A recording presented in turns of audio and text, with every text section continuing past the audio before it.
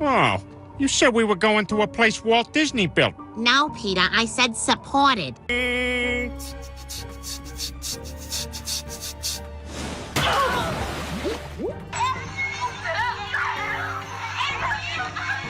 Oh, that girl's hot. That's a guy. That other guy's handsome. That's a girl. That cat is cute. That's a dog. What is everything? Tell me exactly what it is you're afraid of. I keep having the same dream. Everywhere I look, people are being replaced. Okay, and who do you think is going to have you replaced? Them, the puppet masters.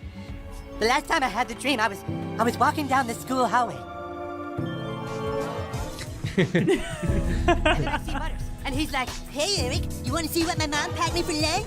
And that's when I start to notice that something's wrong. Everyone I cared about has been systematically replaced. Rachel Zegler is not having her year where her Snow White movie is going to lose $200 million for Disney, but doing so, she also screwed over Tangled in the process. When Rachel Zegler was cast as Snow White, she joined one of Disney's biggest franchises, which was Disney Princess, where they've done $45 billion in merchandise sales just in the last 25 years. With the goal of trying to keep that brand fresh, they've tried to do live-action reboots of the Princess movies, and they have had success so far, with Cinderella making over $500 million on a budget of $90 million, and then Beauty and the Beast making $1.3 billion. The last two attempts for Disney just haven't worked, where Halle Bailey's Little Mermaid lost $25 million for Disney, and Rachel Zegler's Snow White is way worse and it could lose up to $200 million. Now, because of those two failures, Disney's pausing their other attempts at making live-action reboots, including the live-action Tangled movie. Which Tangled was actually the most expensive animated movie of all time, costing $260 million, and it only made $592 million, which actually means it lost money factoring marketing and ticket splits. Still, Disney saw potential in Tangled having more success as a live-action movie, but now due to the failure of the Rachel Zegler film, they're no longer going to be pursuing that or other projects. What would the Joker say to Disney in these moments? He'd say, "You get what you effing deserve," because Disney knowingly hired the most insufferable feminist girl boss in the history of cinema to play its most iconic Disney. Why should I trust you? You're always tricking me into going places I don't wanna. Oh, you said we were going to a place Walt Disney built. No, Peter, I said supported. Look at me, sure. Look at me, sure. I am the Snow White now. Now let's get the latest on the disaster that is Disney's reimagining of Snow White. No one on the right side of America can stand the star of this movie. You want a nice shiny red apple to put in that pie? No! One joke. That's all it took. Family Guy cuts to Peter Griffin strolling through a dystopian Disneyland, glitched out princess bots, crumbling rides, and a roller coaster marked Disney stock crashing in the background. In just a few seconds, the internet exploded. Not because it was funny, but because it felt true. Even cartoons were now dragging Disney. And not just the movies, the entire empire, the strategy, the casting, the woke branding, all of it. At the center of that wreckage, Rachel Zegler. Without saying her name once, Family Guy painted a target so clear, even casual viewers saw it coming. The actress who once looked like Disney's future had suddenly become the face of its biggest flop. $250 million remake, now reduced to a meme, and the punchlines just kept coming. This is not Snow White, but this is the movie that they made, and it's like, oh yeah, she's gonna be a girl boss, she's gonna liberate her kingdom. Well, congratulations, you played yourself. This is what you get when you try to push feminism and bullshit girl boss moves. But Family Guy was only the warm-up. Then came South Park, and they didn't roast. They detonated. Within minutes, the words "put a chick in it and make her gay" were everywhere. The satire didn't just mock Disney's playbook, it tore it apart line by line, franchise by franchise. Viewers weren't just laughing, they were nodding. And somewhere between that viral roast and Rachel Zegler walking into an empty theater with flowers for a crowd that never showed up, one thing became crystal clear. This wasn't just a PR fail, it was a cultural collapse. A fairy tale rewritten so many times, even the fans stopped believing. And what happens when even cartoons turn their backs on the Mouse House? You're about to find out. It didn't feel like a joke. It felt like a diagnosis. In one scene, Peter Griffin walks aimlessly through a beat-down Disneyland. Animatronics spark. There we go. Brian. See you at Disneyland. Bring money. Neon signs glitch. Then the camera pans out, and boom. A roller coaster labeled Disney Stock nosedives into chaos, trailing flames. The message couldn't be clearer. The Mouse House isn't just slipping, it's in full meltdown mode. And fans, they felt that punch. Because this wasn't your average cutaway gag. It was Family Guy doing what even traditional media won't, saying out loud what everyone's been whispering for months. Disney's obsession with remakes, rebrands, and message over magic is blowing up in real time. But it wasn't just about the visuals. In another brutal moment, Peter watches TV and says, "Wow, that girl's hot." His friend corrects him, "That's a boy." Then it happens again. You know, I don't need your business. You know what? Maybe Disney does. Maybe you're a tool, you're a pawn in this film. You didn't write it, you didn't direct it. You have nothing to do with the creation of Snow White. And again, until Peter snaps, "What is everything?" That line became a meme overnight. Not because it was edgy, but because it echoed exactly how millions of people feel watching their favorite stories get ripped apart and updated until they're barely recognizable. Every character suddenly has a lecture. Every remake forgets the heart, and every fan is just expected to clap. No wonder the joke hit so hard. It wasn't even aimed directly at Rachel Zegler. But let's be honest, everyone knew she was in the blast zone, because by this point, Snow White wasn't just a movie. It was the symbol of Disney's broken formula. The recasting, the deleted dwarfs, the viral interviews, the TikToks. And then came Family Guy, cracking jokes where boardrooms had been spinning statements. It didn't feel like satire, it felt like a public autopsy. And just when you thought it couldn't get any more savage, Bob Iger is extremely incompetent. He is very stubborn as a CEO. He lies to both the shareholders and the customers, hence why I like to call him Bob Liger.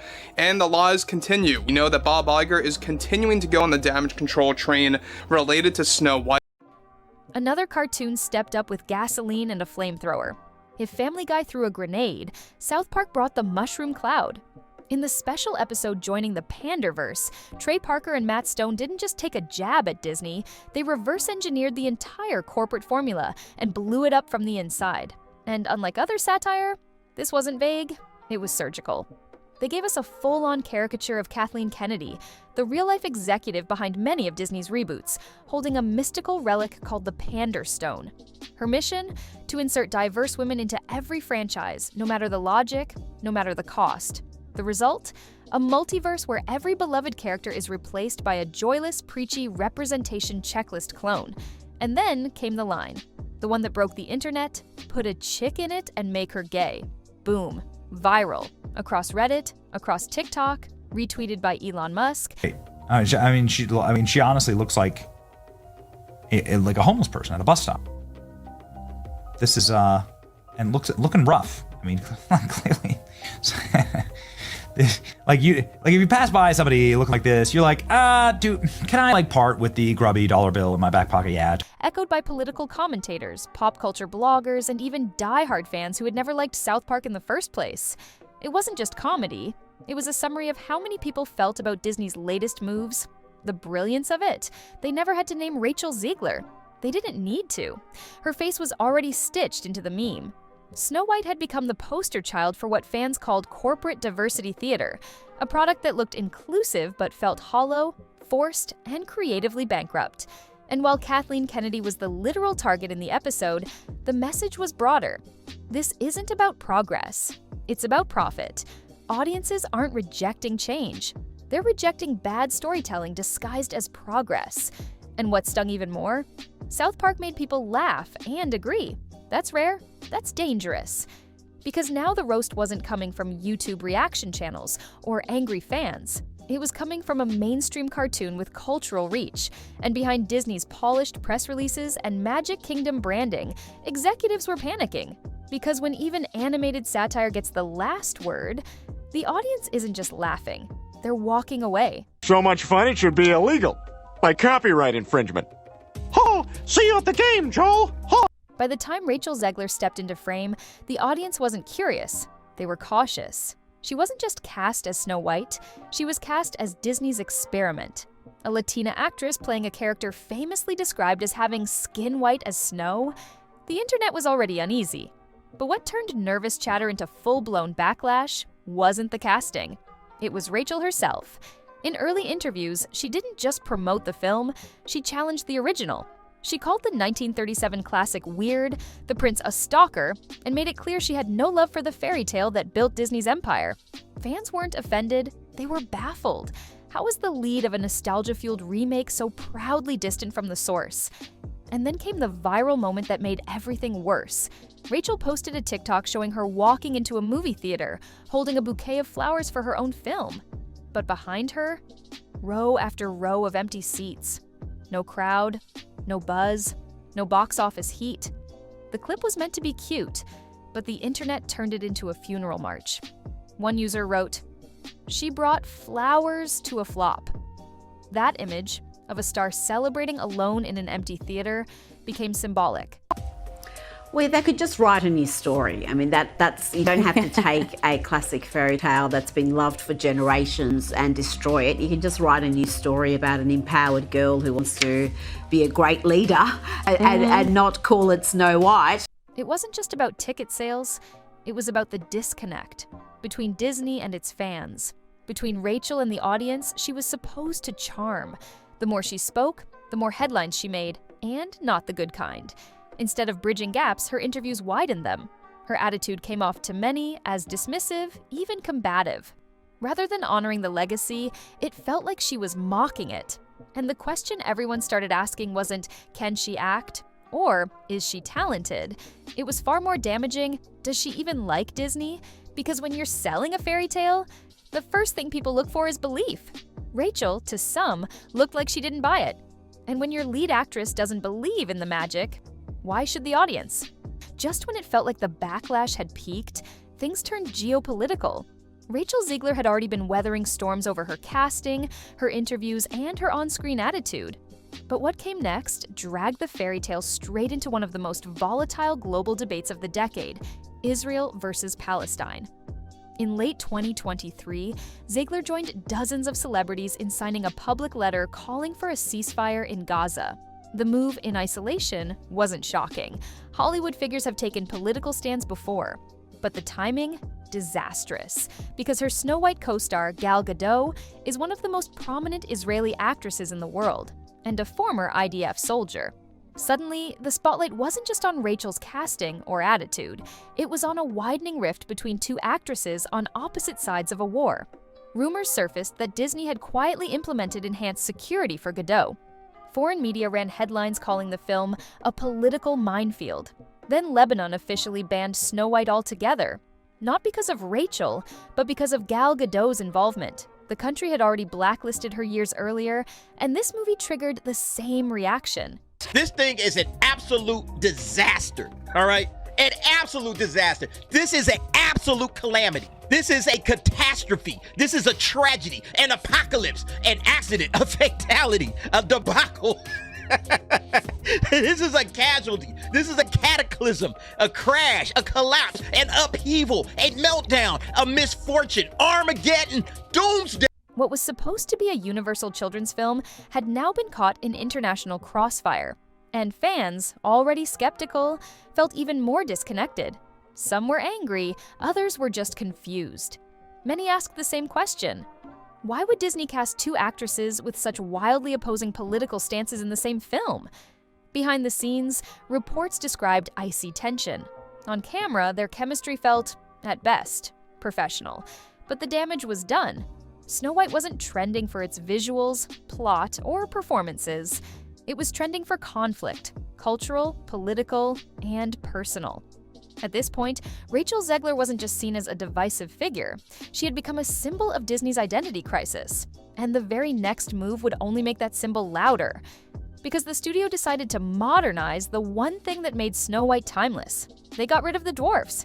Disney thought they were playing it safe. They ended up walking into a buzzsaw.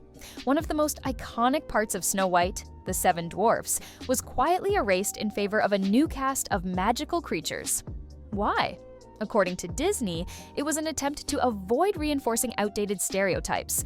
The move came after actor Peter Dinklage publicly criticized the remake for including dwarf characters without rethinking their portrayal. He called it backward and hypocritical. So, Disney took action. But instead of reworking the characters with dignity or nuance, although, you know what's interesting, Andrew? It got, I think, 2.1 rating on IMDb, which is less than what the Little Mermaid live-action remake. They just deleted them. And that's where everything went sideways. Because the backlash didn't just come from conservatives or nostalgia fans, it came from within the dwarf community itself. Multiple dwarf actors spoke out, saying they had lost job opportunities because of the decision. Others pointed out the irony. A move meant to promote inclusion had instead erased the only mainstream roles written for actors with dwarfism. One viral post summed it up perfectly.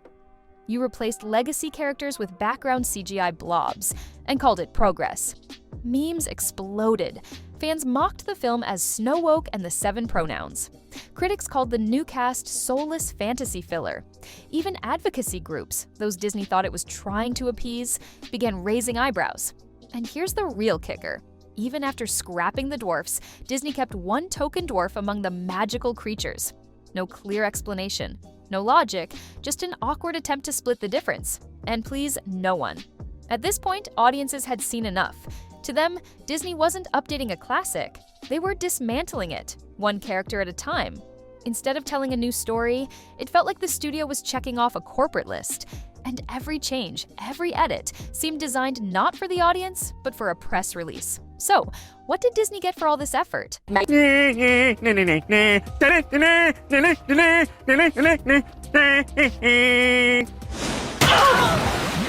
A movie with no dwarfs, no fan excitement, and very soon, no box office momentum? And what's worse, they still had a $270 million budget to explain, but things were about to get even messier. Because behind closed doors, the people who helped make this film, they started pointing fingers, and one of them pointed straight at Rachel Zegler. The movie had flopped. That much was clear. What wasn't clear, at least to the public, was why. But behind the scenes, people were already whispering. And then one voice went full volume. Enter Jonah Platt, son of Mark Platt, Snow White's executive producer. He dropped a comment under a social media post that made jaws drop. Rachel Zegler's public behavior hurt the film's box office. Boom. Just like that, someone with actual ties to the production said what many had been thinking. Out loud. The comment was deleted quickly, but not before screenshots started flooding Twitter and Reddit. Rachel Zegler learned that your star can fall about as fast as it rises. Here is a photo of Rachel Zegler taken today.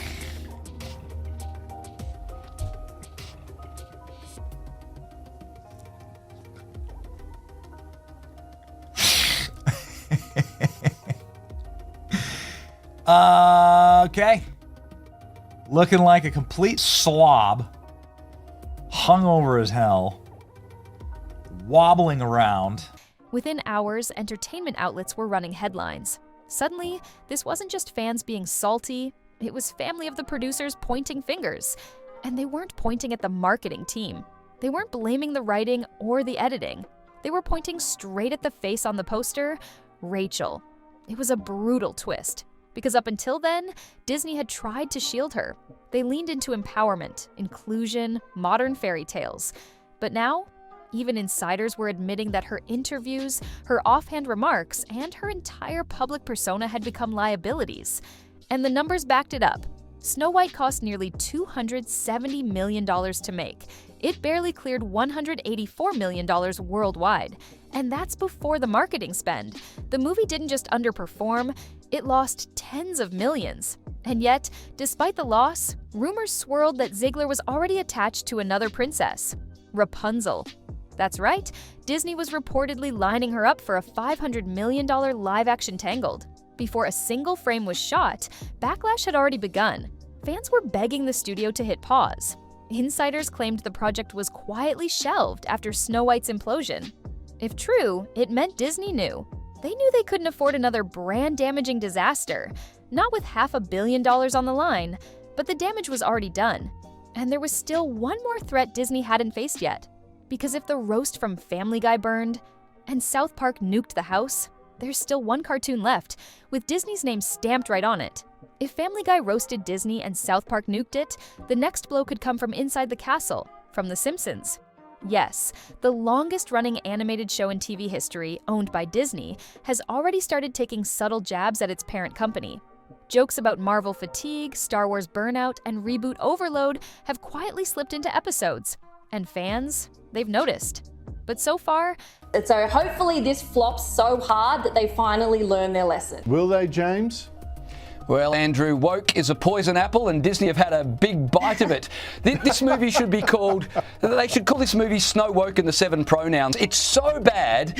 If you were to watch this movie on an aeroplane, Andrew... The Simpsons hasn't touched Snow White. No jokes about dwarfs being missing. No lines about Snow Woke. But that silence feels like a setup. Because when The Simpsons goes in, it won't just be another cartoon roasting Disney. It'll be Disney roasting itself. And that hits different. You can laugh off South Park as edgy. You can label Family Guy as irreverent.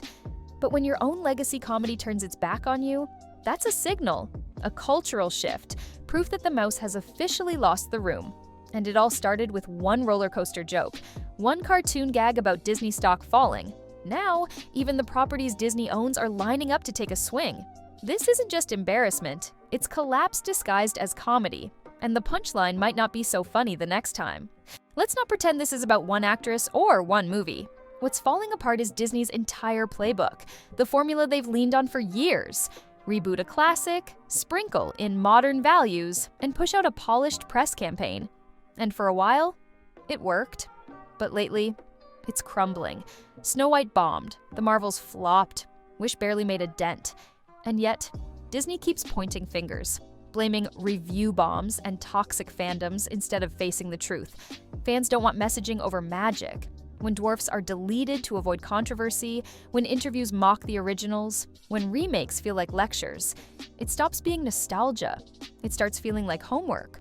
Audiences don't hate diversity, they hate being sold inauthentic stories packaged as progress. And when Family Guy and South Park perfectly parody this, people don't just laugh, they relate. Even loyal fans are pulling back, because once the magic turns into marketing, even fairy tales feel fake. The magic, it's not just fading, it's falling apart. First came the jokes, then came the memes. Now even cartoons, some owned by Disney, are lining up to roast the empire. Rachel Zegler didn't cause the collapse, but she became the face of it. The attitude, the interviews, the viral emptiness, it all added up. And suddenly, Snow White wasn't a film. It was a symbol of what's gone wrong.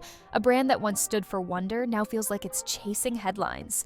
Stories that once inspired now feel like they're selling a statement. And the worst part? Disney doesn't seem to notice. The formula is failing. The audience is tired. And the satire? It's starting to look like truth. So what now? Can Disney fix this before Tangled turns into their next $500 million disaster? Or are we watching the last act of the fairy tale empire? Drop your take below, because when the cartoons are more honest than the studio, that's when you know the magic is gone.